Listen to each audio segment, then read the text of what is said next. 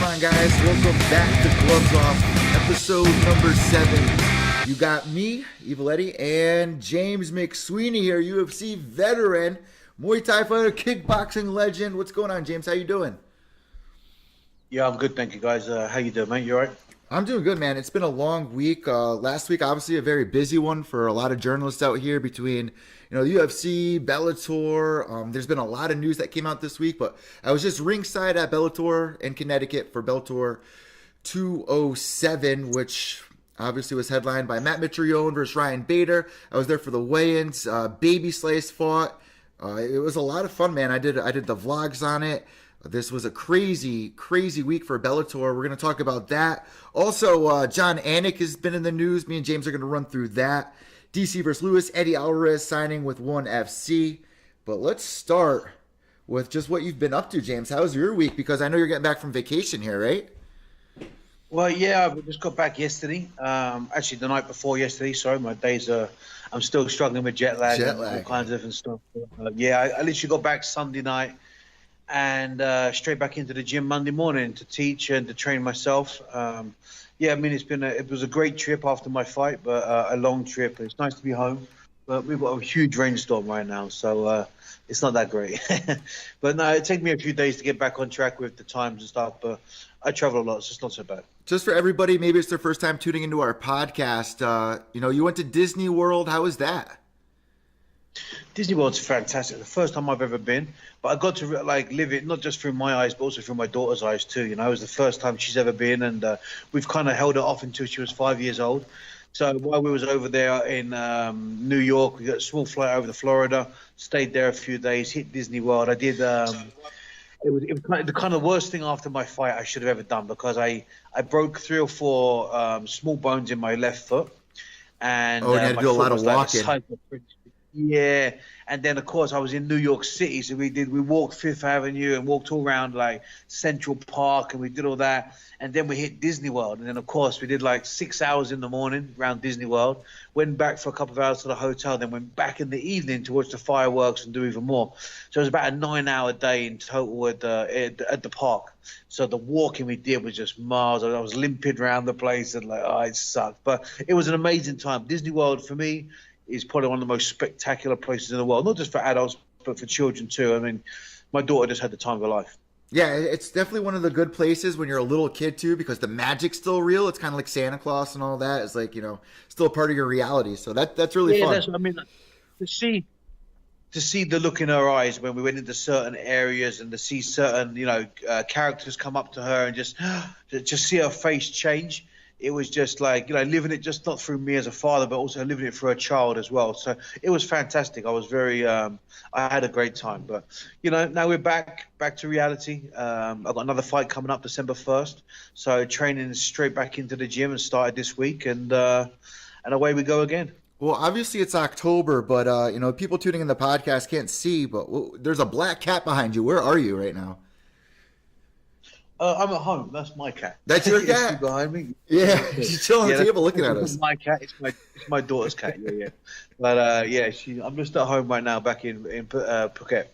So let's jump into the meat and potatoes of things, like we like to do here on Gloves Off. Episode 7 is a really special one because it's starting off with one of my favorite fighters, who is recently signed with ONE FC, Eddie Alvarez. He is now signed over to one of the bigger promotions that has been making their name in the up-and-coming last couple of years. What's your thoughts on this? A big move? Is it walking to the sunset? Is this a better promotion for him? How do you see this move? Well, I fought for ONE FC. I had a contract with ONE FC. We had our disagreements. ONE FC, let's get something straight. ONE FC is an amazing company. They took what I said online in context, and I think they took it personally, and it wasn't meant to be that way. It was a sign of frustration. I fought for ONE FC, and basically after I had a 1-year inactivity clause in my contract when I fought for ONE FC, and they almost made me wait 11 months until I had my first fight for them. So I signed with them, so excited to fight. I was exclusive contract, couldn't fight for no one else, and then wait 11 months to fight. And, that financially, that's a tough hit. That's hard to deal with. But when you do fight for them, they treat you very well when you're there. The show, the promotion itself is fantastic. The level of fighters that fight for them is great. The rule set is great. It's just that break period between fights. And for me back then, I was fresh coming out of the UFC. I had a few fights. Then I got offered a ONE FC contract. They were like the new Pride at the time. They had the same as Pride rules, soccer kicks, and all these things. I was just so excited to fight for them, and just to sit around financially. And also, I felt like I was wasting my career because, I mean, not fighting for 11 months is quite a hard hit. I think I remember when that happened to you. Yeah. Yeah, I was used to fighting very regularly. I was fighting 5 times a year at that time. So it was very tough. And then, of course, I won my first fight. I had a good knockout. 6 months later, I fought again, had another good knockout. And then 6 months later, or 3 months later, I fought Roger Gracie. And Oh my God, I recently rewatched that fight, actually. Yeah, I tore my ACL a week before the fight. And I had, I stressed to them that I had some injuries and, they wanted us ready to fight. There was no problem. I agreed to the fight. I shouldn't have been kicking during the fight. I threw the kick and it damaged my knee in the second round. In the third round, it collapsed. But neither here or there. After the fight, I contacted them and said, listen, as soon as I get better, I want to fight as soon as possible. I'll get this sorted out. I want to be back. And I never had no contact with them they never returned any texts, emails, or conversations for about 8 months. Not one single conversation. And I just thought, wow, man, that's, I've had 3 fights for you guys. I fought really hard. I felt like I was a part of the company. And then you don't even return my emails. And then eventually I did get an email back saying, look, James, we don't know when you're going to fight, but, just we'll let you know. It's going to the board or something. So a lot of people online were messaging me and saying, James, when you're fighting again, how's your recovery? And I said, look, guys, but it was relentless. Everyone was asking me. Everyone wanted me to have a rematch with Roger, and it was causing a lot of fuss. And I said, look, guys, just relax. I don't know when I'm fighting next. I know I've got to fight soon. I can't sit around and waste time. Something's going to have to change.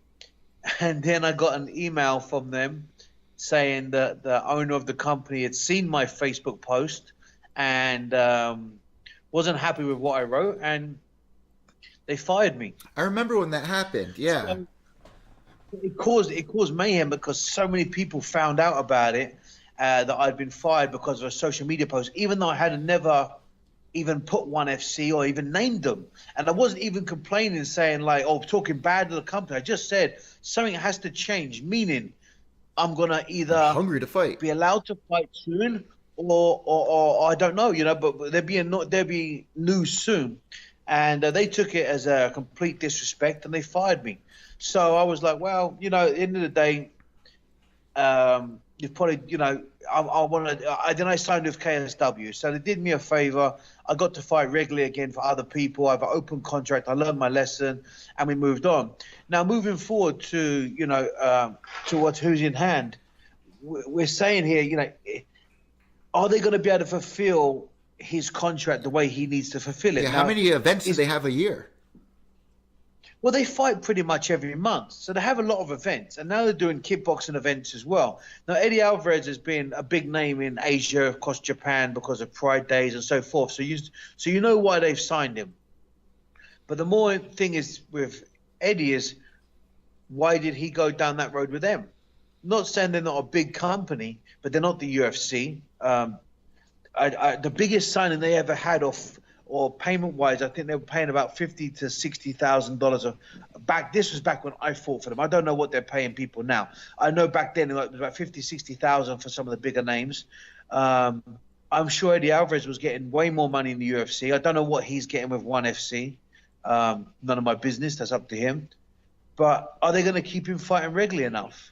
Or does he want to fight regularly enough? Because, I mean, they signed the heavyweight, who's the heavyweight champion now. What's his name? Jesus, it's terrible. My memory's not very bad. Think of it. He's the heavyweight champion for ONE FC. He used to fight for UFC as well. He's the heavyweight champion now. He's half Filipino, half American. Let me look it up. Do you know what I mean? Let's see here. As soon as you say his name, I know it would kill me. Brandon Vera? No, not Brandon Vera.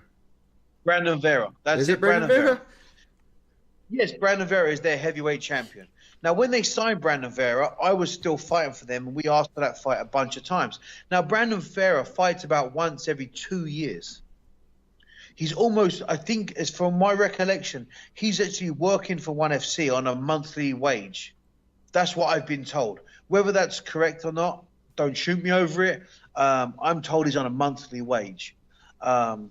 Which means He what? fights He's about doing once every. commentating, or he's doing behind the scenes stuff, or Well, he's not even doing commentating. They're sending him to, because he's got the Filipino background. He lives in America, but because his heritage is Filipino, they use the Philippines a lot for the ONE FC bites. They send him to the Philippines as like an ambassador for ONE FC and do appearances and all kinds of stuff. They're looking after him in that respect. Are they going to start? Are they going to do that with Eddie? I don't know what the deal is. I'm surprised Eddie has made that signing. Here's another thing too. I mean, Eddie Alvarez, where he's at in his career, he said he only got a couple of fights left. There are some names over there, but they do some things a little different, like weight cutting and stuff like that. What do you know about their weight cutting? Do you like that? How they do it? Like you have to stay in range. They used to do it the same before as UFC. How they do it? They do it on the same day now. I forgot the in-depth thing, but it's definitely different. Where you got to stay like within a certain range, like Yeah, they measure your there's a certain natural limit. weight. There's a certain limit. You can't be X amount of pounds when you Yeah. arrive to sign in. You can't be X amount of pounds over, and then you can't be X amount of pounds over on the day as well. If your weight limit is like 185 pounds, I think you can only be 190. I don't think that's the biggest question here. I think the biggest question here is what they're doing is where's Eddie's mindset at? I mean, he took a huge, massive defeat to McGregor. He really felt he was going to beat McGregor. McGregor absolutely beat the living granny out of him. But then he fought Justin. That was a great fight. Yeah, he's come back and fought that, but it just doesn't seem like. I mean, if I was him, you would want to go back for Conor again, no? Yeah, 100%. That would be that's the rainbow. To look back on your career as a fighter and having the opportunity of, okay, I lost against Conor McGregor, I've come back and had a good comeback. I want a rematch with Conor again. That would be the natural drive to come forward and beat the guy that beat you before. For him not to do that, I mean, he hasn't got nothing to prove to anybody. Eddie's been around a long time and one of the most fantastic fighters in the world. I'm just surprised that he's meant to attribute that he doesn't want to take that rematch, or he doesn't even try to fight for that rematch.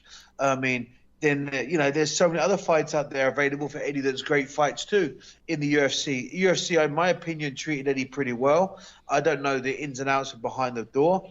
I don't know what ONE FC have offered him. I mean, I was just surprised to hear that he would step down from the UFC bracket. That's what I was surprised at. And that's not saying ONE FC isn't a good promotion.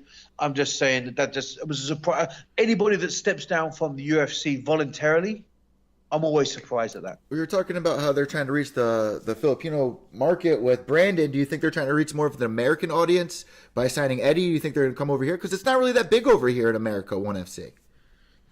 Yeah, but I mean, listen, I'm terrible with names and I'm having a hard time. Who's their wrestling champion right now that they have? Oh, Ben Askren. Amazing wrestler. Ben Askren. Ben Askren. Ben Askren, he was on $50,000 a fight. They were signed Ben Askren. Ben Askren is a part of the Evolve Gym, who is owned by Shatri. Shatri is one of the owner, or actually the owner of ONE FC. Very powerful man across Asia. He was only fighting once a year. So, I mean, they kept toying with the fact of trying to get Ben into the UFC and stuff like that, and Dana wouldn't take him. I mean, he was a good person to have for the American market, but it didn't seem to do it. I mean, they've cut out. They used to have soccer kicks. I knocked out who did I knock out? Well, one of the Brazilian guys, Cristiano Kaminchi, with a soccer kick. And now they've taken soccer kicks out. So maybe they are trying to reach into America and change the rule set for the American audience.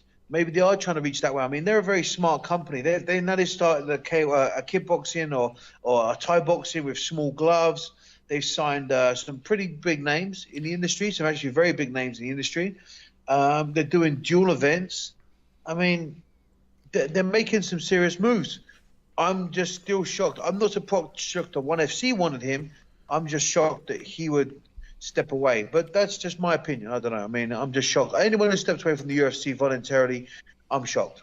And you know what? So you would probably agree with me here. I wasn't sure if you would at the beginning of this, but my first initial reaction was this is kind of Eddie Alvarez's walk into the sunset. Yeah, I think so. I mean, he's not going to be walking in towards the sun, going to ONE FC, because I mean, everyone knows at the end of the day, all these companies come along and say they're going to be the next UFC, they're going to be better than the UFC, and blah blah blah blah. But we all know it's never going to happen. The UFC was the first and foremost to bring MMA into the world. No one can deny that. No one can ever say the best fighters in the world aren't in the UFC. The biggest money to be made in MMA is in the UFC. So, if he's stepping away to go somewhere else, I mean, I didn't believe. Did you see the write up of the statement he put out there? Is that he wants to go for the ONE FC belt and hold a belt in the UFC? Pride, ONE FC. I did see that. I think that's a load of crap, to be honest. I think that's just trying to give an excuse of why you've really stepped away. I think he needs to be a bit more honest with, if he's not with himself, at least with the audience, and tell it how it is. If he feels that, hey, you know what, I've gave the UFC the best run I can. Why Connor's there? He's just got my number, or why I can't deal with their contracts. I can't deal with the sponsorship, whatever. But give a real statement. To say you're going to ONE FC just to go and collect a belt doesn't make sense to me. The lightweight division, too, is so stacked over in the UFC right now. They got some big works there. It's upsetting to see Eddie leave. It really is. It was a surprise. A big surprise. Yeah, I mean, why not go back to Bellator? I'm really surprised. I'm really surprised. That's what I'm saying. Why don't you want to go to Bellator and get their belt? Yeah. And you've already got an American, huge following. See, that's what I'm saying. To me, it doesn't ring clear to me, because Bellator could have offered him probably more money and probably keeping him more busy. And he's more relevant now if he went back to Bellator, because it's like, look, I went over the UFC, I became a champion, and I don't know. I think that would have been a better move. I don't know. We'll see what happens here, James. But a big thing. Yeah. It's a big move. I mean, it's a bold statement. It's a bold move. There's more and more people lately coming through that have tried or got to the top and then lost the belt or whatever they've done, and then they're quick to step away. I mean, it seems to be happening quite regularly quite now. So there's a lot of politics behind this game. There's a lot of swapping here going on as we move into the next segment here. Jon Anik finds his way back to the UFC after going with Bellator. What do you think about this? I love it. He's part of the wheel that makes the UFC the big machine, just like that. You know what I mean? Big welcome back. No, I think it's great. It's great to see him back. I'm a huge fan.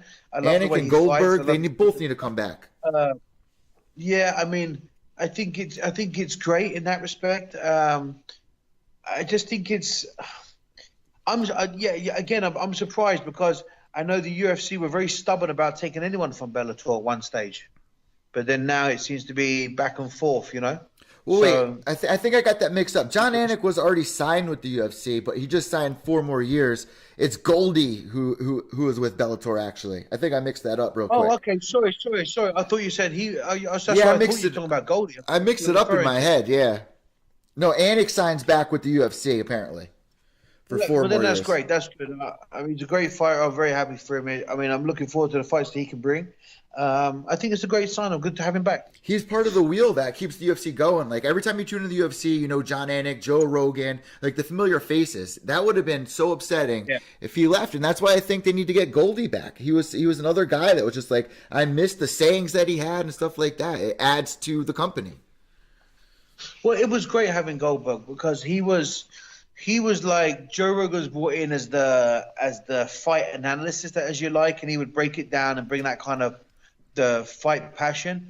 And then of course Goldberg was the clean cut image presenter. He was the layer upper. He would lay up the conversations and let Joe Rogan take over into the details.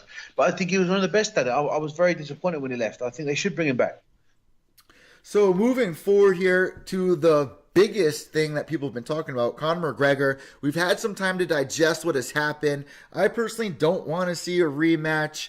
I think Conor can move on. We kind of spoke about it a little bit on the podcast before. But how are you feeling now, James, that we've kind of been able to digest what's been going on, reading some of the headlines and whatnot? Well, it just seems there's a lot of the same as anything. Anytime there's a big kind of spectacular out there, there's always people jump on the bandwagon to use that bit of hype to manipulate their opinion, their business, their structure in the community, in the fight world. You know, there's some people that go out there and just try and say outlandish things just to try and get a reaction, just so therefore it can be plastered over social media or whatever it may be, or start a spectacle. But the fact of the matter is, listen, it was terrible what happened. We all know what happened. It was terrible. It's the fight game. Sometimes shit happens. Shit gets caught up. I don't know if they're keeping Khabib's money or Conor's money. That's going to happen in time. I think at the end of the day, I think a rematch does need to happen. I don't think it's happened straight away. I think Tony Ferguson, is next. I think that's a great fight. I think Conor is going to play himself very smart as he always does, and I think he took the loss as well as anyone could. Yeah. I think his comments were, good slap, good smack. Let's get back. I look forward to a rematch. And I think he did the same thing with Diaz. He proved to everybody that he took a loss. He come back, trained hard, corrected his mistakes, and he beat him again. I don't know if he's ever going to have what it takes to beat Khabib, but I never say never. To be honest, if that fight happened 10 times, there could be 10 different outcomes.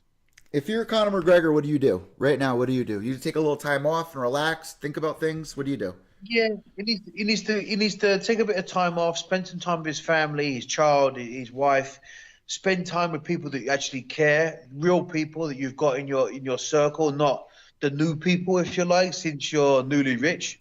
Go back to the old times where you were training hard, a bit more in secluded nature, where you haven't got 50,000 cameras up your ass and so many people all the time. Your attention and rolling up in Lamborghinis every few minutes, or Bentleys and rollers, getting a lot of attention. I think go back to your basics. Go back, train hard, work on your amazing techniques you had that got you there, and just go out there and rebuild. Don't take it too personally. A loss is a loss. Yeah. It's not. Like I said, it's a loss. Like, people think, and it happens all the time. And I've had to recently deal with this myself. Like, when you're younger and you lose a fight, like, you get to question yourself. You think, oh my God, I can't believe I'm lost. I thought I was the best in the world, and now this guy beat me, and that means I'm not no more. Well, actually, it doesn't mean that whatsoever. As you get older and more mature in the sport, you start to realize that, you know what? Everybody loses. Everybody. At one stage or another, you're going to lose a fight. There's a few exceptions out there, but eventually everyone's going to lose at one stage or another. What does fighting mean? There's a winner, there's a loser. In this game, especially at a high level, it's, if you leave it to judges, it's an opinion. If you knock the guy out, you can have 10 fights and that may never happen again. He may have submitted you. The submission defense, but you may have just fucked up that one time and got caught. This happens in life. This happens in grappling tournaments, happens in kickboxing, happens in MMA, happens in the boxing world, happens on any sporting field. But when there's team sports, mistakes can be hidden a little bit easier. When you've got all eyes on you and everything's on you, you make one mistake, the guy's an assassin, he pulls the trigger and catches you in a heartbeat. Does that really reflect on your personal performance or personal belief system of yourself? It shouldn't, but it's very hard not to nowadays when you get God knows how many thousands and millions of people hitting you up on social media, feel like they should tell you their untrained professional opinion of how good you are or not good you are, or how much you suck or how much you don't, or how crap you are because you lost against one of the best guys in the world at what you do. I mean, at the end of the day, Conor fought one of the best guy in the world right now, and the same as Khabib. If Khabib got knocked out by Conor, everyone was saying, we knew Khabib sucked, his hands are terrible, and this and that. The fact is, the guy's 26-0. Now he's 27-0. This is the fact is, he got beat by one of the best guys in the world. How does that make him suck? He's number 2 in the world, a number 1 contender. How does that make him suck? I just had this recently with my fight with Thiago. I very rarely get too much bad publicity on online to me directly. I've had a couple of people messaging me just recently. Oh, you lost against Thiago. You suck. You should hang up the gloves. I went the distance with one of the guys that was been, in my opinion, would still be in the UFC. A household name in the UFC too. Yeah. Yeah, and he was a big name in UFC. He took a lot of hats. He took a lot of victories and beat a lot of hell of good people. He won an ACB title just recently. And I took the guy, in my opinion, when I watched the fight back, I believe I won. That was an exciting fight, I didn't know. Yeah, we had a close fight. Either one of us could have put each other away at any given time. So does that make us, like, if I beat Thiago, does that mean he's terrible? People just have no idea. People just have no idea. You know, it's just people just like to voice an opinion nowadays. It doesn't always have to be correct opinion. They just want to be heard. They just want to seem like they know what they're talking about. They just want to seem like if they get to say that to you, then there's in their crazy opinion, their stature rises, and it just seems ludicrous. You know, I just don't see how they warrant that. Well, you know, at the end of the day, if a complete stranger who knows nothing about the sport, the only thing that he knows about the sport is that he watches it on TV. We've seen it bother a lot of fighters, like Rashad Evans admits to it. It's like, you know, I listen to the people online, and that shit really got to me. Well, it can do. And the fact is, I know Rashad personally too, and I know he's a very emotional person in some respects. And I think all fighters are to a degree. And we're all very egotistical, and we're all very proud in ourselves. But what you've got to do is you can never allow the voice of someone you don't know or the voice of people that are not important to you over listen to people that are important to you, especially yourself. Your self-belief can never take a downward step. Once you stop believing in yourself as an athlete, or anyone, I think actually in general in professional life, once you stop believing in yourself, you're pretty much fucked in life, right? Because the minute you stop thinking you're good at business, the minute you stop thinking you're good at relationships, the minute you stop thinking you're good at a certain thing you're so passionate about, it's always going to take a huge step down. Your confidence is going to go. We knew this was a huge risk for Conor McGregor, too. I mean, ever since he won the featherweight title, I mean, Conor was fighting at featherweight, went through a lot of people, and he wanted to challenge himself by moving up a weight class or challenging one of the best boxers on the planet. You know, there's a risk that's involved. This is what I'm saying. But the fact is, if there wasn't a risk, he wouldn't have done it. If there's not a risk, them type of people don't do it. In my opinion, for myself, you know, like it's like when I fought MMA for a world title in Sweden on Saturday night. I flew on Sunday to Bangkok and fought at Lumpini Stadium for a world title in Thai boxing in 3 days with a day and a half of flying in between after going the distance in that fight. To do 2 different fights in 2 different realms for 2 world titles, the other side of the world in 3 days. No one's ever done that before. I knew the risk. If it wasn't a risk to do it, I would never have tried it. I wanted to be the first one to do it. I wanted to be. That was my anchor for doing it. Do you know what I mean? Yeah. And that's like Conor. Why did he want to go in and fight Mayweather in boxing? The first ever boxing fight he had. He wanted to go and fight the pound for pound best in the world. Because you know why? He's the type of guy that goes and puts his hands on the table and says, all in. I'm going to win it all. I'm going to lose everything. I don't give a fuck. You know, that's what's made him where he is today. That's what's put a lot of successful people where they are today, is they're risk takers. They're not going to go and sit and just not take a risk. But people that aren't risk takers don't like that, you know, and they're quick to judge when it goes wrong. So it's almost like when it goes wrong, they're like, ha, told you so. That's okay. That's why I don't take risks. That almost gives them an excuse of not doing it themselves. Does that make sense? Yeah. And that's how I kind of feel that when I read these comments that people write about professional athletes or actors or even people in business, like, oh, this sucks, this craps, their restaurant's no good, he's a crap politician, he's not a good actor. Yeah. You're talking about people at the highest level in their game. You know, if you're a business owner and you own your own business, that's amazing. Yeah. It's like someone saying, you're not good at media, you're not a good journalist. Well, That's your opinion, but where does your opinion come from? How many years at media and journalist school did you go through? How much have you studied to do this job? Where did you get your values from to make that judgment? And they don't. It's just an opinion. It's like saying a complete stranger across the road, I don't like him because of the car he drives or the way he dresses. You don't know him. You're just making a judgment on pure face value. You don't know the person. That's why people say, like, oh, Conor, what do you think about him? I can't stand him. I hope he loses. I said, I didn't know you'd met him. And they said, what do you mean? I said, when did you meet the guy? When did you meet him? Did you have dinner with him? Did he go to the movies with him? Did you go on holiday with him? Where did you meet him? Was he dating your sister? They saw him promoting his own fight, yeah. I've never met him. I said, but you don't like him. Yeah, but what I see him do and the way he talks, I said, is he talking about you? No, he's selling his business. There's ways of earning money. He's promoting himself and his business. You want to make a judgment call and think that's how the guy really is?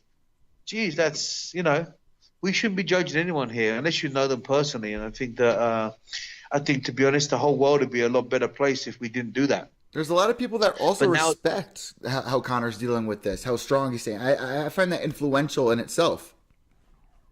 I think that's a powerful tool. And to me personally, I mean, to see how he handled he puts himself in such a spotlight and pressure by what he does before fights and the way he carries himself. He puts so much, and I've never seen anyone else in the sport carry it so well. But he also carries defeat like a true champion as well. He puts his hand up. He says, I lost.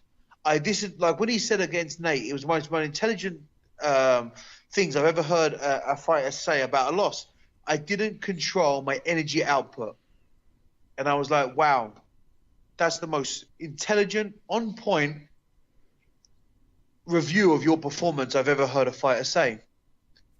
And I knew then, after hearing that he'd come back and he would beat him because he knew what he did wrong. And he was intelligent enough and honest enough to put it out there. I think this is only he put it out there. He knew it would never happen again.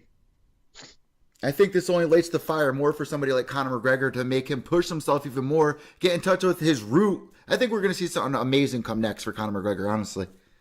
We haven't seen the last of him, that's for sure. You know what? No, you ain't seen the last of him, that's for sure. The guy is built for greatness. Anyone saying that is crazy.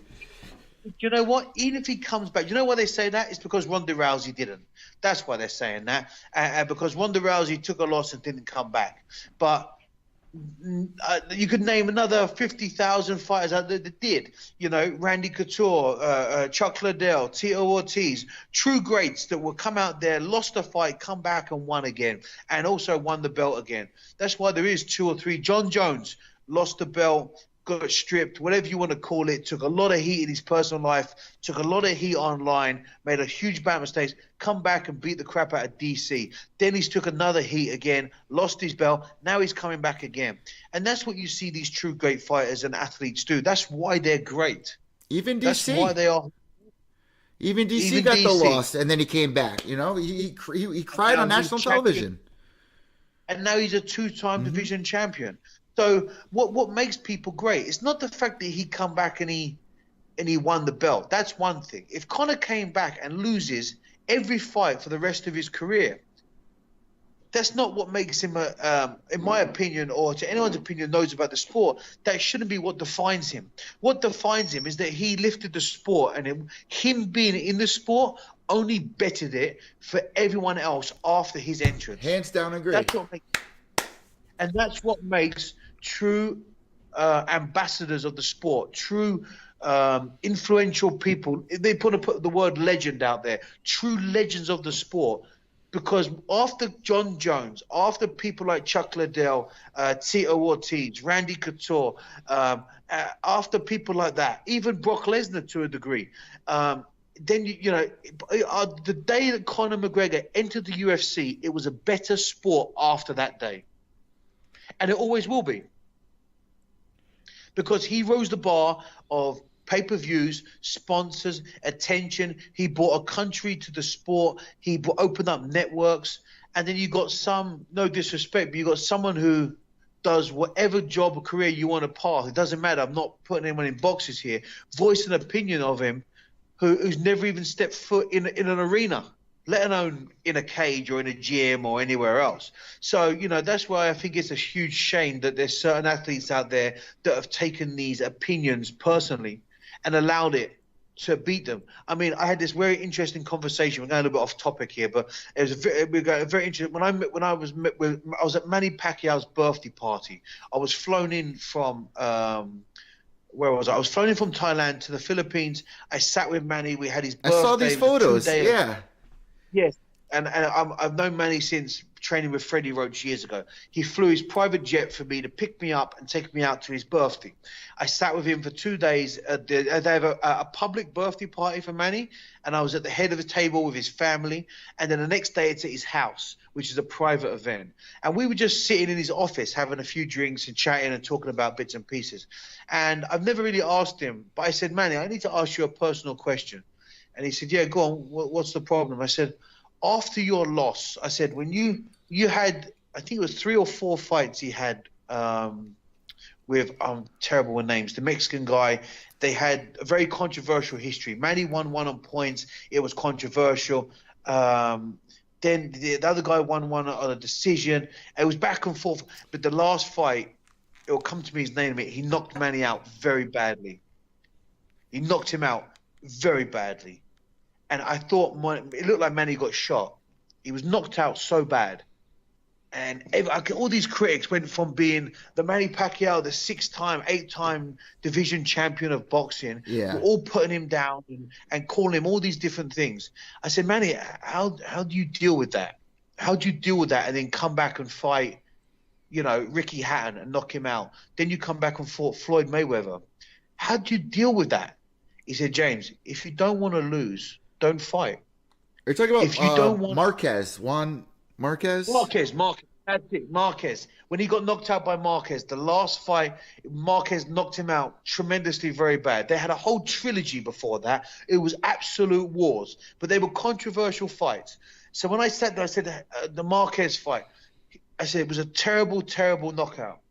How did you handle that? I said, man, I don't know. I said, Freddie told me you handle a loss better than anyone else he's ever met. What is it that you do? He said, James, if you don't want to lose, don't fight. If you don't want to earn money, don't fight in public. Not everyone's going to like you, and you're not going to win all. I've knocked out far more than I've lost. I didn't ask them when I should fight. He said, I'm not going to ask them when I should stop, and I'll stop fighting when I see fit. My belief system was in me from the beginning, and it'll be in me to the day I die. And I just looked at him and I thought, wow, not only are you saying it, but I can actually see it in you. That's what you believe. And that is why you're a legend. That's why you're a champion in this sport. And I don't use the word legend willy-nilly, I just here and there. That's why you are who you are in the sport. That's why you get paid millions of dollars. That's why you're, in my opinion, one of the pound-for-pound best boxers to ever live. And that adds to the story, and that gets people interested. And I'm glad that you brought Pacquiao up, because he was actually on my list of topics. I don't know if I sent this one to you, but Cody Nolov was calling out Manny Pacquiao. What's your thoughts on that? Kind of a crazy call-out, but what do you think? I think all these MMA fighters really should just stick to fighting MMA, and if they want to go into kickboxing or whatever. But there's no MMA fighter in the world that's going to stand there and go toe-to-toe and box and beat a top 3 to top 5 boxer in their division. It's never going to happen. Just like, and that's not knocking anyone in the MMA or in kickboxing, but that's just like if a boxer was to go and try and challenge, like James Toney did, try and challenge the MMA world. You're not going to last around. I found him a lion too. It's two different sports. But the thing is, what's happening now is because Conor McGregor has broke that mold. Now you're seeing like people talk about Khabib and Mayweather and stuff like that. Yeah. That's never going to happen. Don't believe this crap. Don't be out there. This is absolute rubbish. Don't believe this stuff. There's so much, I saw a thing with, I know Ali from old. He used to hang around with Rashad and I years ago in Denver, Albuquerque. This is before Ali was a manager, before he was with anybody in New York. He was in Albuquerque, and to be honest, Ali used to be the guy that, Rashad used to give a hard time to. Rashad used to send him out to get drinks, and he was like a little ghost of Rashad. Rashad used to make fun of him and stuff like that. But now, we always knew Ali had a checkered past. I mean, we'd been given a heads up about Ali and his criminal past as well by actually one of the strength conditioning coaches at the time, Chris Luttrell, in Albuquerque, New Mexico, had warned Rashad, be careful hanging out with Ali. He's got a big record. And it wasn't a good record either for the American government. So it was very dangerous. But now you got Ali as a manager. He's out there saying all kind of stuff, trying to act like, oh, Mayweather's got my number and we were talking and this. I don't believe a fucking word of it. It's just that mold has been broken. Khabib is still on a UFC contract. If that fight was to happen, Khabib wouldn't last 1-2 rounds. It's just with to stay Mayweather. relevant. Never happened. But these fighters out there nowadays are just doing it just to get a reaction. They're just trying to build. If they can make it happen, who knows the kind of money they're going to earn? Who knows? Yeah. Because they've seen Conor do it, so who knows what kind of money they're going to get for that? It could, they sealed the money that Conor made. So they're all trying to think now, oh, well, I can make that money too. The UFC can't stop me because they let Conor do it. And why would they let me do it? It's not going to happen. I can't see another UFC fighter stepping into the ring under the UFC banner. And not being that big. There's no way it's going to be as big as what Mayweather McGregor was. No way. No, because before it was kind of like, it's like when James Toney stepped into the UFC. No boxers have ever done it ever since. It was kind of before like, oh, let's see what happens. Now Conor's done it. Let's see what happens. We all knew what was going to happen. We got our kicks. Yes, it happened. Yeah. Yes. Now we've seen it happen a bit for fun. We've seen the freaky fight. No one wants to see or pay for that again. Because at the time, two of the very best in the world tried it, and everyone in the world that had a real opinion knew what the outcome was going to be. And you know what? That's what the outcome was. Surprise. If you pay another $60 to see that. And the craziest thing, I love that you brought it up, because the craziest thing, if you go to any news site, if you go to Bleacher Report right now and you scroll down, there's at least 3 or 4 fighters calling out Mayweather, saying that they're in talks. You got Woodley saying it as well, Habib, Mighty Mouse was saying it at one point. Yeah, because now they're all being greedy, and I don't blame them. I'm not sitting there saying like, oh, if I was offered a fight with, Anthony Johnson, would I not take it for millions of dollars? Well, of course I would. I'm not stupid. I'm a fighter. I fight anyone in the world, and I've done it for less money. If they offer me hundreds of millions, I would take that fight in a heartbeat. So I'm not blaming them for it. I'm just saying to the public, come on. Yeah, let's see. Until we see the contract, let's stop. Yeah. Let's just stop, right? Let's just focus on the sport. Yeah. There's enough fights inside the MMA world to keep it amusing, to keep it the fans happy. Let's just let the sport do what it does. Let's let people in the fight, in the sport, just continue to fight MMA. If they want to go and step into glory, or they want to. But we've seen how that's gone as well. There's only a few people in the world that have transferred over and done that. We had a conversation about this last time.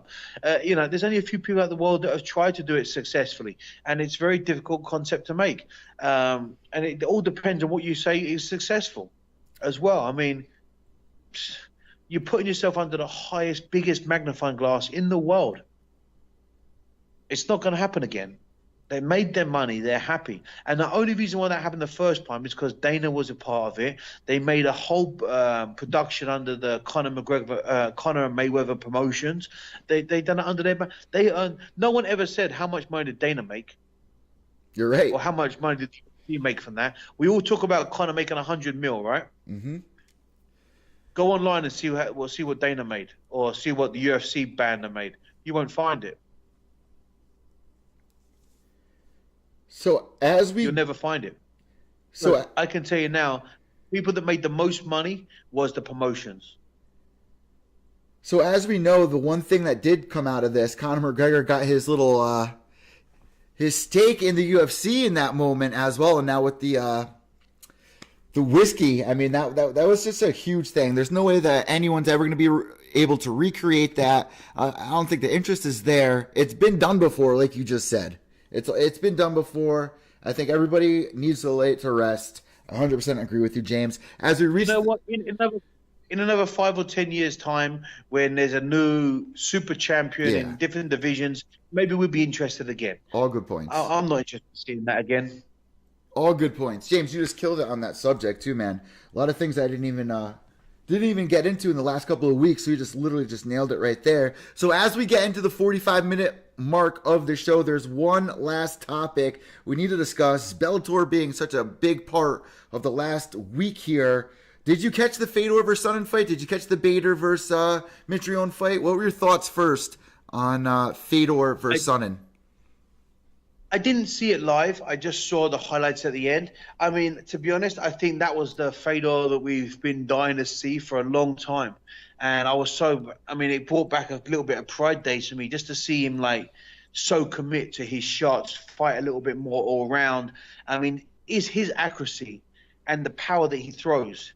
There's a picture you can see online of like his whole body and his arm fully extended, and his fist is completely covering his jaw, and it's just like what an amazing shot that is. I mean, his accuracy is and always has been fantastic.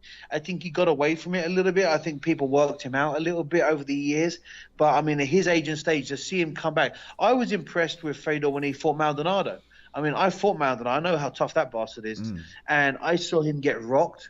I saw Fabio rock him. I saw Fabio beat him up with good shots. Those two guys had a war. What do you think of that fight, though? You think Fedor won that or Maldonado? I think Fedor won. Because it got overturned. Yeah, I thought Fedor won the fight, but it was very, very close. And it is yet just an opinion. I'm not surprised it got overturned. I'm sure Fabio, he deserved the victory. I mean, I fought him. He's super tough. He can take a beating like no one else in the world. The guy's just a robot. So it was the Fedor that we've been hoping to see since back then. When you saw him knock out Frank Mir, I wasn't surprised. I was surprised more that Frank dropped him, but this performance myself was like the Fedor of old. That was like the person I grew up watching. That was the person that I wanted to see for so long, and I think he shocked everyone with how well he's kind of reintroduced himself. He's changed some things out. He was in Holland the whole time I was in Holland training. He's changed himself from being secluded in Russia. He went to Holland. He's gone out there with one of the best kickboxers in the world. He's put himself with one of the best jiu-jitsu guys in the world, and he's made a real good team, and he's rebuilt himself, and I'm very proud of him.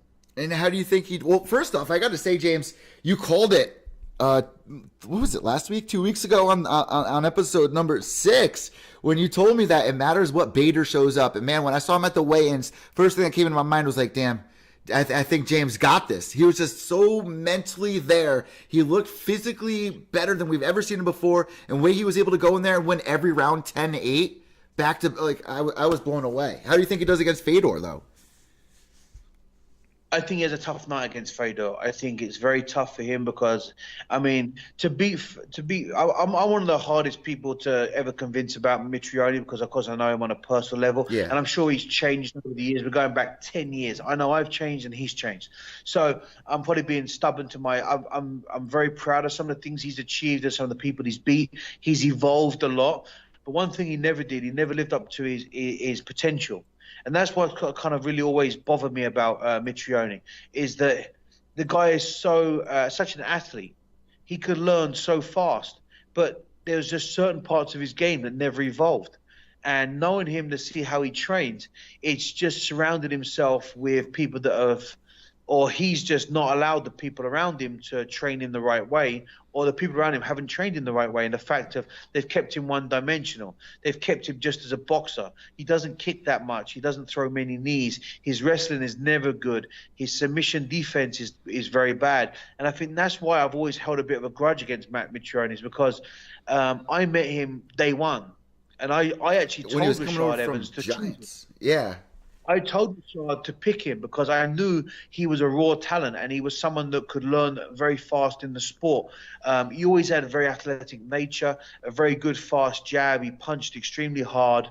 But I knew when I fought him, just take him down and submit him, because it was like, let's challenge each other on our feet or go down where I'm going to rule. And back then I had no groundwork either. You know, I beat him with a half guard.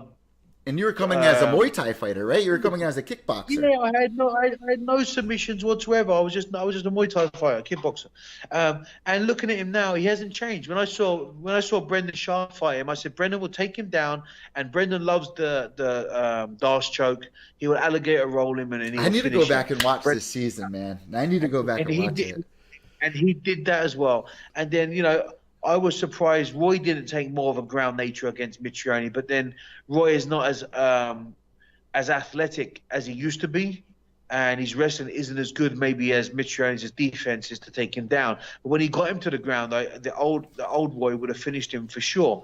Roy got away from his submissions, but I didn't think Bader was going to do that. I knew Bader would just absolutely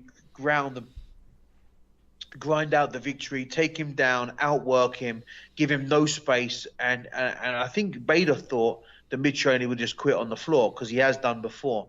He showed some mental strength. He didn't give up, but he got the granny kicked out of him.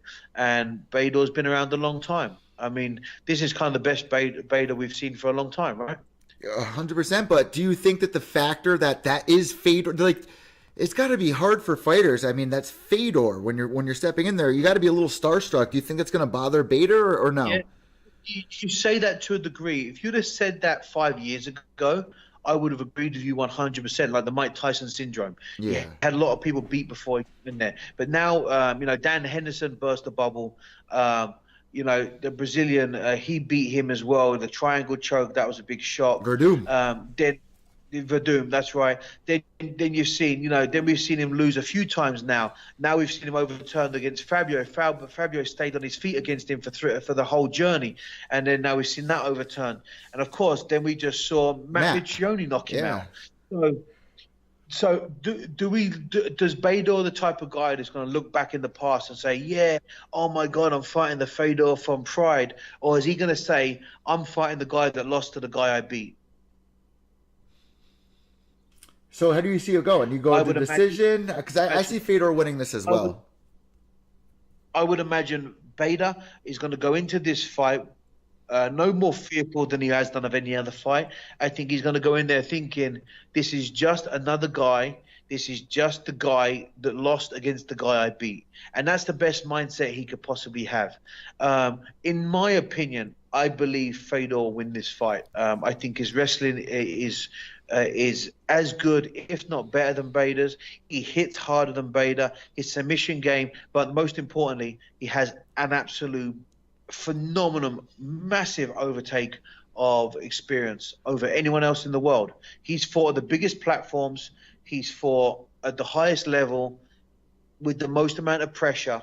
I mean, don't forget, Fedor had the biggest, winning streak for many, many years. You know what I mean? That carries an immense amount of pressure. Now, you know, I hope to see the same Fedor we saw last week. How true is it, like, when a fighter gets punched by a hard hitter, how true is it that changes a lot of, you know, once you taste that first punch, what does that do? Do you think that has an effect there once he feels Fedor's power? Well, you can't help but think, you know, if you've never been hit by the guy before, and everyone talks about how hard he hits, either he hits you the first time and absolutely puts you, you know, into space, or if he does clip you and you're like, wow, you can't help but tell yourself, shit, he hits hard. I don't want to get hit with that again. So, you know, it does put you straight away, and then you've got to start fighting back and bite back and so forth. But it's neither here or there. The fact, I don't think it's going to come down to strategy. It's going to come down to experience. It's going to come down to who's mentally best prepared. You know, I don't know why we've seen Fedor before not perform the way he used to. I don't know why we've seen Bader not perform the way he's used to. But it seems at the moment they're both peaking completely right to perform their very best. Whatever way you look at it, it's going to be an amazing fight. Last question. Do you agree with me here on this last thing, that Bellator has definitely gained a couple of brownie points this year with this Grand Prix? It was a genius idea on their end? I mean, it was kind of, we all tiptoed, is it genius or is it absolutely crazy, right? Yeah. Is it like a tournament without many heavyweights, you know, but it seemed to pay off for them. It definitely paid off for them. I think it was a very risky But as we spoke about earlier, some geniuses, some successful people in life take risks. Scott Coker has always been a risk taker. He was in before, and he actually lost the promotion because of it. He seems to be making the right kind of miss. He's learned by his mistakes. I think he's doing a great job with Bellator. I think he's put on some very interesting fights. He's picked up some very interesting fighters, and they're making some great fights that the fans want to see. I mean, just the fact they put on Rampage and Wanderlei again. For me, as a fan, yes, I wanted to watch that fight. Me as an athlete, I didn't want to watch that fight. But for fans, there's fights out there they want to watch, and this tournament has brought a lot of interest to Bellator. And I think it's made everyone up their bar. I think there's a lot of promotions out there talking about tournaments now and trying to copy the blueprint. 100%. James, I want to thank you so much. What a great episode we just had. Guys, make sure to subscribe down below and make sure to follow James on Instagram at McSweeney MMA. James, before we let you go, anything else you want to get on the table? Anything that you want to get out there? Oh, by the way, we got to get the Gloves Off logo on your shorts. That's the next thing. Yes, for sure. I'll have that on December shorts for sure, no problem. No, just always thank you for all the fans always coming in and tuning into us, and we love our podcast. And if there's any, I think we should start getting some good feedback from, or good or negative. I don't mind. If there's anything you see that we're not doing or we're not talking about, please send us your ideas. If there's anything or any other interest that you think that we could help with, let us know. I think maybe we should start doing a spot on the show where it doesn't have to be just about the fights, but people can talk about martial arts in general and give us, if they want any kind of tips or influence, or that's a good idea. If they want to know anything you want to know, we can start discussing other things outside of just normal fight relationships. This is a martial arts podcast. It isn't just about just the fight game. This is about martial arts and the way of life it brings for everybody. So I'll be more than happy to help any way I can. And if you guys listen out there are happy and liking it, that's fantastic. If there's anything you want to see us change, let us know. This is only our 7th episode, so we want to grow, we want to get bigger, we want to get better, we want to make sure that we're hitting every listener and they're getting what they want and they're happy. We just want to keep everyone happy and on board. So if they could give us their feedback, we'd be really very, very appreciative. 100%, guys. Make sure to subscribe down below. I want to thank you, James, so much, and we'll talk to you in 2 weeks. Thank you very much, guys. Take care. Oof. Have a good one, guys.